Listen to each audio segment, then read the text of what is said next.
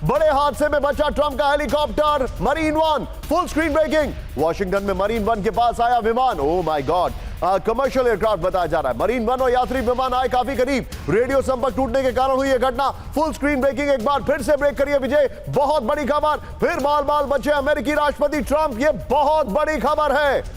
बड़े हादसे में से बचे ट्रंप का हेलीकॉप्टर मरीन वन। ये देखिए, वॉशिंगटन में मरीन वन के पास आया विमान। मरीन वन और यात्री विमान आए काफी करीब। रेडियो संपर्क टूटने के कारण हुई यह घटना। यह बहुत बड़ी खबर है। It is really big, it doesn't get bigger than this. यह बहुत बड़ी खबर मैं आपको बता रहा हूं। आइए जरा इसके अपर गोप्रो पर, यह बड़ी खबर। बड़े हादसे से बचा ट्रंप का हेलीकॉप्टर, इस वक्त की बड़ी खबर। यह देखिए जरा ब्रेकिंग और visual. Oh my God, graphics देखिए, एक्सीलेंट जॉब हमारी टीम ने जो ग्राफिक्स बनाई। ये देखिए 700 फीट की ऊंचाई बाकी बची थी। ये देखिए जरा, ट्रंप का हेलीकॉप्टर मरीन वन यात्री विमान बेहद करीब आए। इस खबर का सोर्स जरा मुझे तुरंत बताइएगा। मैं चाहूंगा इसका सोर्स जरा हमारे दर्शकों को बताना जरूरी है। ये देखिए, ट्रंप के हेलीकॉप्टर मरीन वन और विमान के बीच लगभग 0.8 माइल्स की दूरी थी। ये देखिए जरा, मील की दूरी थी, 0.8। हेलीकॉप्टर मरीन वन और विमान के बीच सिर्फ 700 फीट की वर्टिकल दूरी थी। एयर ट्रैफिक कंट्रोल के संपर्क में देरी के कारण हुई यह घटना। एनवॉय एयर के यात्री विमान से हुआ आमना सामना। अमेरिकी विमानन एजेंसी ने दिए जांच के आदेश। ये बहुत बड़ी खबर है। 2 हफ्तों में बहरीन पर पहला ईरान का हमला।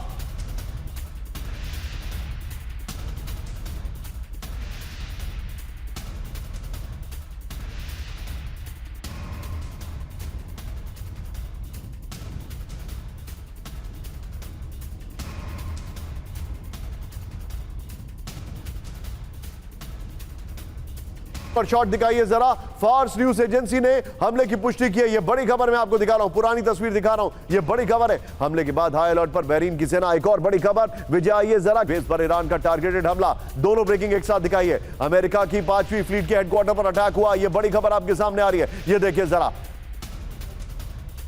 अगली बड़ी खबर सीधे आइए, ब्रेक करिए जरा की बड़ी खबर। ईरान ने फाइटर जेट के हैंगर को बनाया निशाना। बड़ी खबर। यह देखिए, ईरानी हमले में फास्ट न्यूज की रिपोर्ट आ रही है।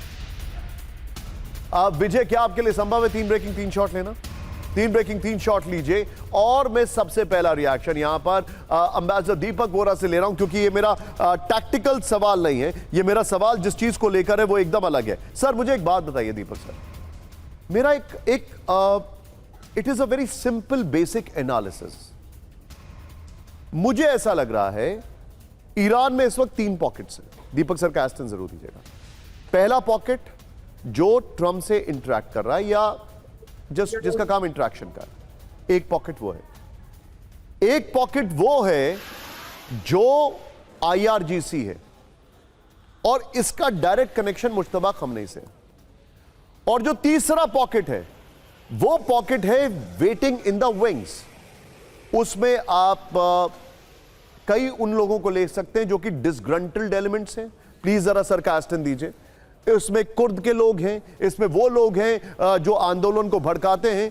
लेकिन इस वक्त जो डोमिनेंट फैक्टर है वो डोमिनेंट फैक्टर है आईआरजीसी एंड अदर्स। यानी आईआरजीसी, मुश्तबा खमनेई, उसमें गालिबाफ है, ये वो लोग हैं और ये अपने आप कॉल्स ले रहे हैं जिसका कोई जवाब किसी के पास नहीं है। तुम्हें बातचीत करनी है करो, आपको हमला करना है, बातचीत करनी है, होमस करना है, हम तो बम मारेंगे। गुड, बहुत बहुत धन्यवाद sir. Can you hear me? Loud and clear sir. मेरी आवाज आ रही? आप सुन पा रहे हैं मुझे? Yes sir. Sir can you hear me?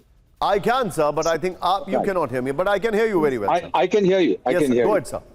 Alright. अब मैं ये बता दूं, आपने कहा कि मैं अभी एयरपोर्ट पे हूँ, लाउंज में हूँ, which is true. मैं जा रहा हूँ to a place in Odisha called Puri. My best friend lives there, महाप्रभु जगन्नाथ, मैं जाएगी कहता हूँ। उनके चरणों में जाके पूछूंगा, इन बेवकूफों के दिमाग में कुछ अकल डालो, ये क्या कर रहे हैं? Now what you have said about Iran is absolutely right. Let me very quickly, Nishant sir, tell you that Spain में जब मैं पोस्टेड था in the early 2000s, prime minister Jose Maria Aznar वो भी गए थे। उस समय स्पेन बहुत फूदकता था, बहुत पैसे आ गए थे, इकोनॉमी वाज बूमिंग, तो वो गए थे ईरान। वहां मिले उस समय with a person called Ayatollah Khamenei जो प्रेसिडेंट थे। और जब उनसे मिले उन्होंने कहा कि होलिनेस या आयतुल्लाह जो भी कहते हैं कि आपके दिमाग में पहला विचार क्या आता है जब आप सुबह उठते हैं? तो वो बोला कि इजराइल को किस तरह से भस्म कर दिया जाए। मैं बात कर रहा हूँ अब 25 साल हुए हैं, 26 साल हुए हैं। This was the mind set then, this is the mind set now.